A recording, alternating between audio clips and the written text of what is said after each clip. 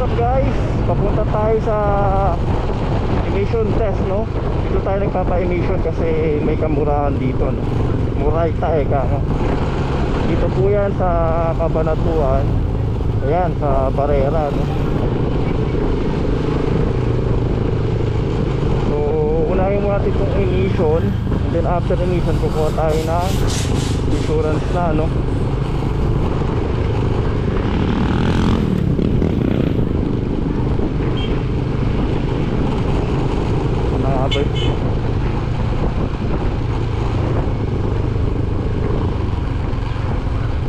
Ito DQS.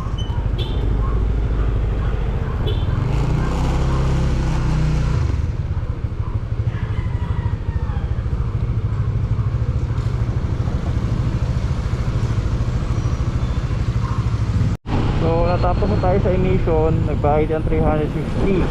Papunta naman po tayo dito sa insurance, no? Sana okay yung insurance kasi sometimes yung problema system nila hindi nagko-connect eh. Hindi na medyo nakakabuisit din minsan eh.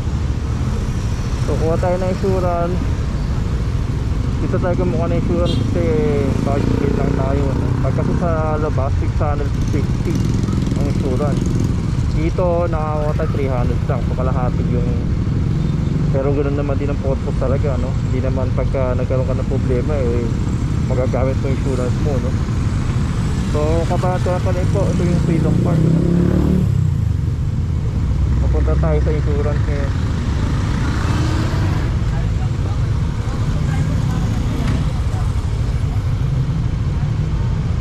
Tayo sa may Paramount pala guys, Paramount Insurance.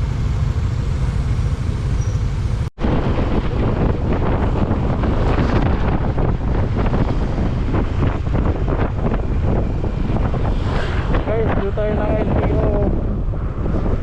LTO gapan po tayo, no? Dito tayo magpapasok ng ating papers, hindi po sa Cabanatuan. Okay, so park na lang tayo dito, no?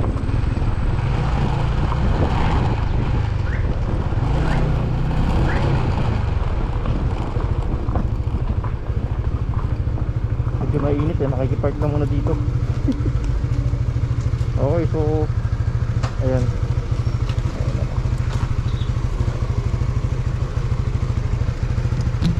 Again, dito sa LTO Gapan, dito tayo magpapasok kasi dito hindi na may mili ng ano, ng emission saka ng insurance. Tinatanggap nila dito agad-agad, no?